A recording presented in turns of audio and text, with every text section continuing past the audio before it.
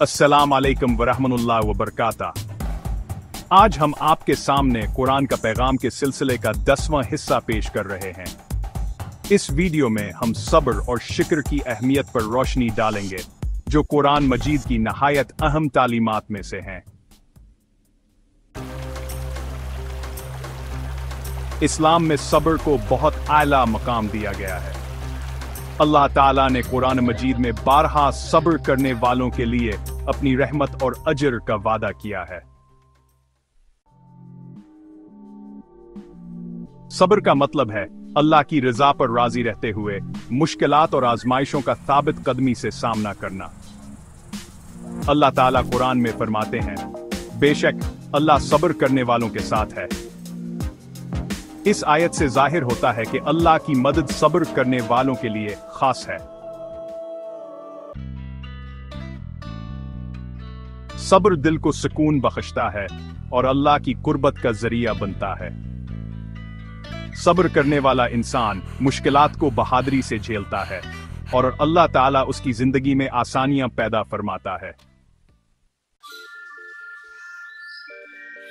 शिक्र ईमान की बुनियाद है और अल्लाह की नेमतों के इजाफे का जरिया है। शिक्र का मतलब है अल्लाह की अता की हुई नेमतों को पहचानना और उनका ज़बानी, कल्बी और अमली तौर पर एतराफ करना। कुरान में अल्लाह ताला फरमाते हैं, अगर तुम शिक्र करोगे तो मैं तुम्हें और ज्यादा दूंगा। ये आयत शिक्र की ताकत को वाज़ेह करती है। अल्लाह शुक्र करने वालों को मजीद नेमतों से नवाजता है। शिक्र इंसान के दिल में अल्लाह की मोहब्बत पैदा करता है और जिंदगी में बरकत लाता है। नेमतों को याद करें। अल्लाह की दी हुई हर छोटी बड़ी नेमत पर गौर करें। ज़बानी शिक्र अदा करें। हर मौका पर अल्हम्दुलिल्लाह कहना अपनी आदत बनाएं। नेमतों का सही इस्तेमाल करें। उनका इस्तेमाल अल्लाह की रजा के मुताबिक करें। सब्र और शिक्र कुरान मजीद की तालीमात के अहम सतून हैं। ये इंसान की जिंदगी को सुकून, बरकत और अल्लाह की कुर्बत का जरिया बनाते हैं।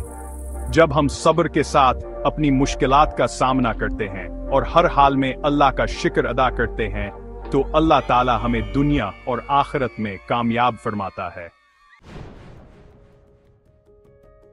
कुरान का पैगाम हिस्सा 9, कुरान का पैगाम हिस्सा 9 इंशाअल्लाह जल्द पेश करेंगे।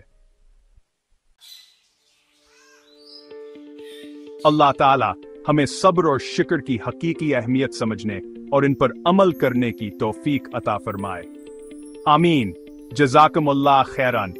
वीडियो को लाइक करें, शेयर करें और मजीद इस्लामी पैगाम के लिए हमारे चैनल को सब्सक्राइब करें। वल्सलाम अलैकुम वरहमतुल्लाहि वबरकातुहू।